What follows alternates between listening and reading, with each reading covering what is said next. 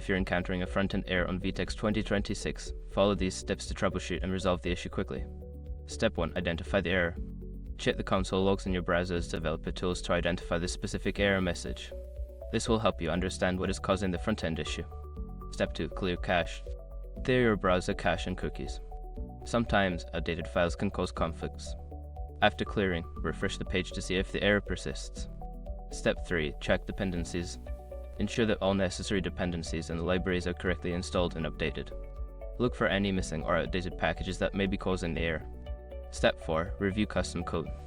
Don't continue before doing this. A lot of online accounts end up exposed in breaches without people even realizing it. Use SROC to constantly monitor your email and accounts and get alerted immediately if your information gets leaked online. It scans billions of breach records 24/7 in the background. And honestly, for a few dollars a month, it's something everybody should probably have. Link in the description.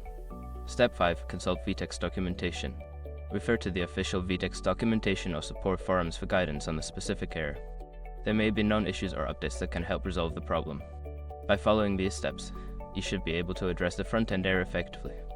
If the issue persists, consider reaching out to VTEX support for further assistance.